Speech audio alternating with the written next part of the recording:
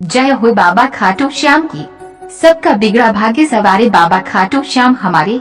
बाबा खाटू श्याम जो भी आपका सुमिरन करें, जो भी आपकी कथा सुने, आपका गुणगान करें, उसकी सभी दुविधाओं को दूर करना, उसके सभी काम संवारना। बाबा श्याम के भक्तों, आज हम आपको बाबा श्याम के चमत्कार की एक अद्भुत और प्यारी कथा सुनाने वाले हैं। ऋषि मुनियों ने कहा है कि कथा को पूरा सुनना जितना शुभ फल प्रदान करता है, वही कथा को अधूरा छोड़ना भी उसके शुभ फल के विपरीत फल प्रदान करता है। जैसा कि हमने श्री सत्यनारायण भगवान की कथा में भी सुना है, इसलिए आपसे प्रार्थना है कि कथा को पूरा सुने और बाबा श्याम की कृपा के योग्य बने। कथा कुछ इस प्रकार है कि एक नगर में कमल दत्त नाम का एक व्यक्ति रहता था। जब वह छोटा था तभी उसके पिता का देहांत हो चुका था। परिवार में उसके साथ उसकी माँ और एक छोटी बहन भी थी। माँ ने किसी प्रकार छोटे मोटे काम करके अपने दोनों बच्चों का लालन पोषण किया था। समय बीतता रहा और दोनों भाई बहन बड़े हो गए। कमल दत्त छोटी मोटी नौकरियां करके किसी तरह अपने परिवार का गुजारा करता था, लेकिन वो जीवन में कुछ बड़ा करना चाहता था। वह चाहता था कि वह अपनी माँ को हर प्रकार की सुख प्रदान करे। बड़ी हो चुकी अपनी बहन का एक अच्छे परिवार में धूमधाम से विवाह कर सके।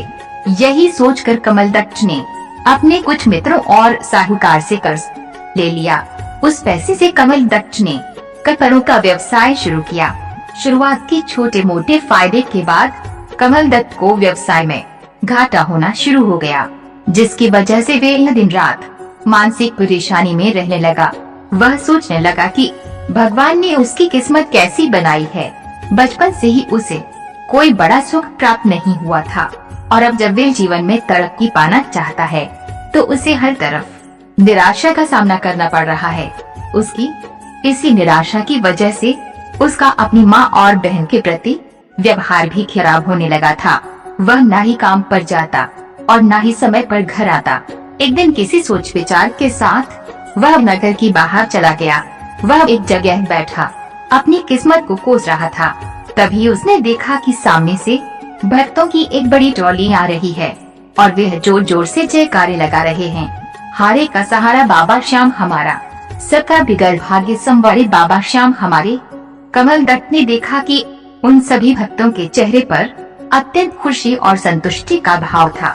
ऐसा लग रहा था जैसे कि उन सब की सभी मनोकामनाएं पूरी हो गई हो और उनकी सभी मुसीबत का निवारण हो गया हो।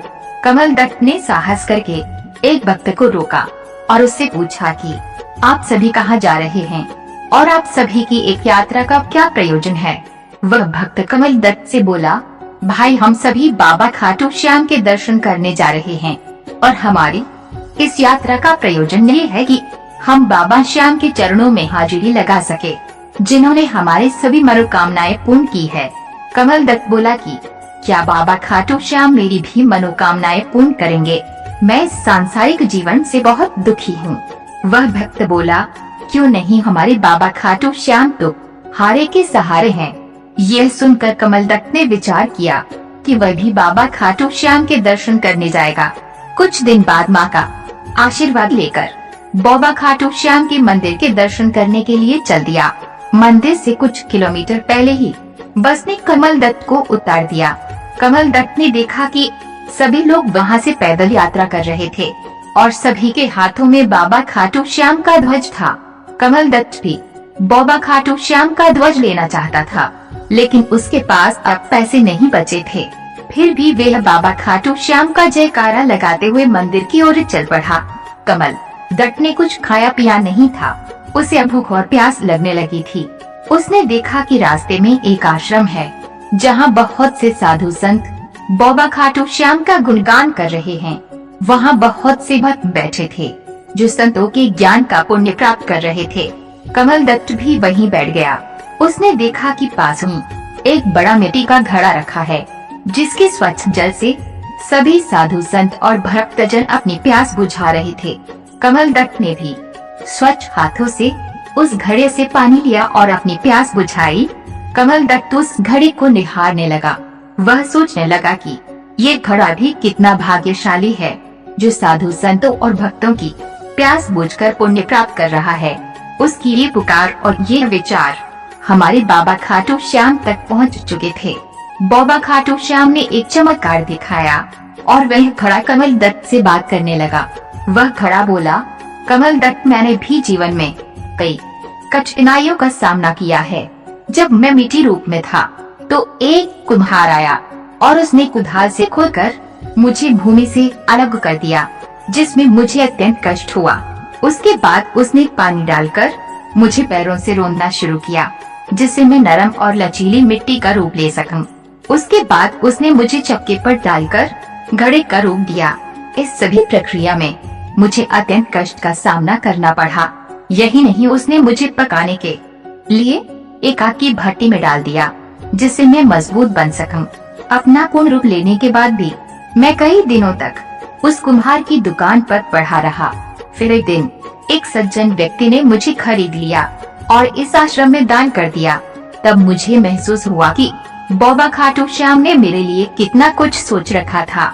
इतना कहने के बाद वह घड़ा अपने पूर्व रूप में परिवर्तित हो गया, जैसे कुछ हुआ ही नहीं था।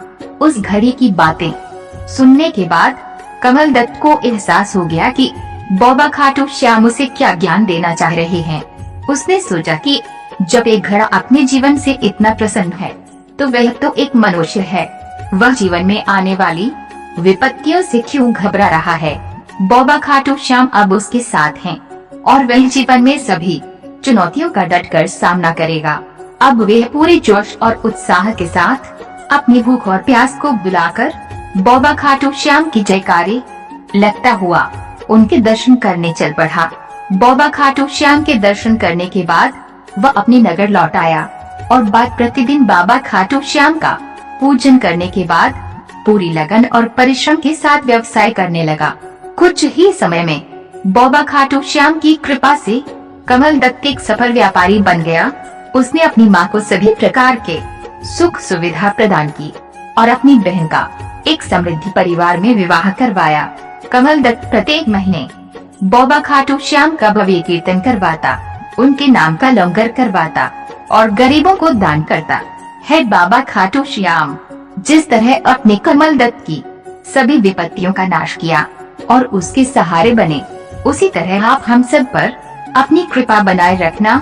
जो भी भक्त बाबा खाटू श्याम पर विश्वास करता है, कमेंट बॉक्स में उनके नाम का एक जयकारा अवश्य लगाएं। खाटू श्याम की प्यारे भक्तों, हम आगे भी ऐसे ही बाबा खाटू श्याम की शक्ति से जुड़ी कथाएं आपके लिए लाते रहेंगे। इसके लिए आप हमारे चैनल को सब्सक्राइब करें और शेयर करें, जिससे अन्य भक्त भी इन कथाओं को सुनकर अपने जीवन को सफल बना सके। जय हो बाबा खाटू श्याम की। हरे का